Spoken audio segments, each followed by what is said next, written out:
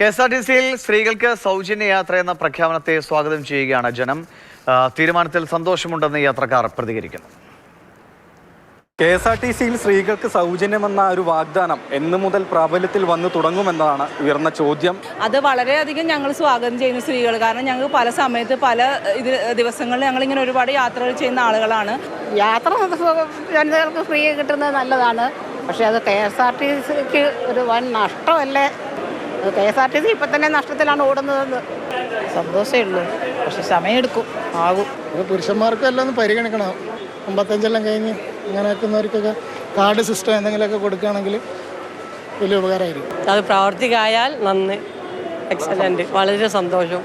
വളരെ നല്ല കാര്യമാണ്. അവർക്ക് ഏൺ ചെയ്യാൻ പറ്റും പൈസ. അതെന്ന് വെച്ചാൽ അത് മാറ്റി വയ്ക്കാൻ പറ്റും. ഡെയിലി മന്ത്ലി ആകുമ്പോൾ നമുക്ക് തുക കിട്ടുമല്ലോ. പ്രൈവറ്റ് ബസ്സിലാണോ പോവാറ്? ഇപ്പോൾ കെഎസ്ആർടിസിയിലേക്ക് മാറുമോ?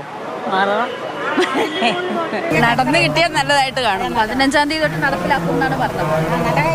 നടന്നാൽ കൊള്ളാം. സ്ത്രീകൾക്ക് മൊത്തം കെഎസ്ആർടിസിയിൽ സൗജന്യ യാത്രയാണ് അടുത്ത മാസം 15-ാം തീയതി തൊട്ട്. ഉറപ്പാണ്. ആയിക്കോട്ടെ, നല്ല കാര്യം. അടുത്ത ആഴ്ച തൊട്ട് നമ്മൾ പോകുന്നുണ്ട്. എല്ലാവർക്കും വേണമെന്നുള്ളതാണ്. കാരണം ഒരു 60 വയസ്സ് കഴിഞ്ഞാൽ ഫ്രീ ആണെന്ന് ആദ്യം പറയുമായിരുന്നെങ്കിലും നടന്നിട്ടില്ലല്ലോ. നല്ല കാര്യമാണ്, പാവപ്പെട്ടവർക്കൊക്കെ നല്ല കാര്യം. സന്തോഷമായി. ഞങ്ങളെപ്പോലുള്ളവർക്കൊക്കെ എത്രയും പൈസ കൊടുത്തിട്ട് വരണ്ടേ? നല്ല കാര്യമാണ്. പിന്നെ കെഎസ്ആർടിസി മൊത്തത്തിൽ നഷ്ടത്തിലാവാതിരുന്നാൽ മതി.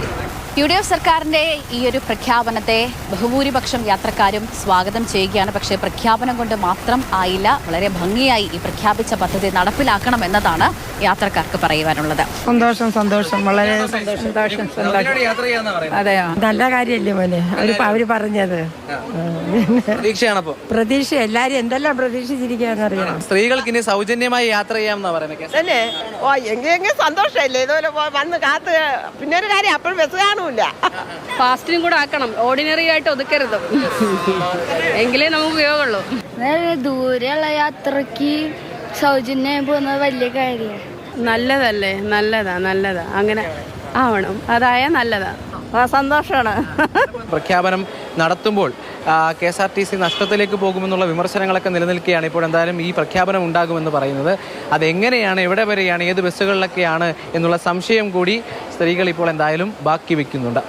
ജയചന്ദ്രൻ പുല്ലമ്പാറയ്ക്കൊപ്പം രാഹുൽ ജി നാഥ്, മാതൃഭൂമി ന്യൂസ്, തിരുവനന്തപുരം. ആ സംശയങ്ങൾക്കുള്ള ഉത്തരം കൂടി അടുത്ത ദിവസങ്ങളിൽ ഉണ്ടാകും. എങ്ങനെ, എത്ര കിലോമീറ്ററാണ്, അല്ലെങ്കിൽ ഏതൊക്കെ ബസ്സുകളാണ് സൗജന്യം കിട്ടുകയെന്ന് നമുക്ക് കാത്തിരുന്നറിയാം. എന്തായാലും 15 മുതൽ ആ ഒരു സേവനം ലഭ്യമായി തുടങ്ങും.